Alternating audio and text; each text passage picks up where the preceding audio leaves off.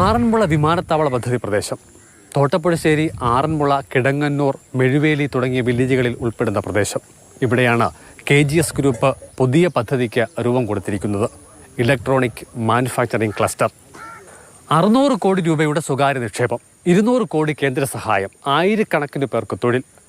വിമാനത്താവള പദ്ധതി പ്രദേശം മിച്ചഭൂമിയായി ഏറ്റെടുത്ത ഉത്തരവ് റദ്ദാക്കണമെന്നും വ്യവസായം തുടങ്ങാൻ അനുവദിക്കണമെന്നും ടോഫൽ എന്ന പുതിയ കമ്പനിയുടെ പേരിൽ KGS 1.5 വർഷം മുൻപ് നൽകിയ അപേക്ഷയിൽ പറയുന്നു. അപേക്ഷയുടെ അടിസ്ഥാനത്തിൽ ജില്ലാ കളക്ടറും കൃഷി, വ്യവസായം, IT വകുപ്പ് പ്രതിനിധികളും സ്ഥലം സന്ദർശിച്ചു. പദ്ധതിക്കായി വലിയ തോതിൽ തണ്ണീർത്തടങ്ങൾ നികത്തേണ്ടി വരുമെന്ന ആശങ്ക നിലനിൽക്കെ പാരിസ്ഥിതിക വിഷയങ്ങൾ കൂടി ചൂണ്ടിക്കാണിച്ചായിരുന്നു കളക്ടറുടെ റിപ്പോർട്ട്. നികത്താനോ അവിടെ എന്തെങ്കിലും പദ്ധതി നടത്താനോ ഈ ആറന്മുള പ്രദേശത്തുള്ള പൊതുജനം സമ്മതിക്കുകയില്ല. കാര്യം ജനങ്ങളെല്ലാം അതിനെക്കുറിച്ച് വളരെ ബോധവാന്മാരായിട്ട് ഉണ്ട്. ഈ പാടശേഖരവും തണ്ണീർത്തടങ്ങളും ഇല്ലായിരുന്നെങ്കിൽ 2 നിലയ്ക്ക് മുകളിൽ വെള്ളം പൊങ്ങിയേനെ.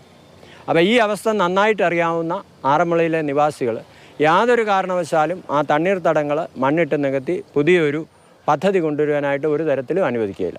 വിമാനത്താവള പദ്ധതി പോലെ വലിയ തോതിൽ വയൽ നികത്തേണ്ട സാഹചര്യമില്ല എന്ന് തന്നെയാണ് കമ്പനിയുടെ അവകാശവാദം.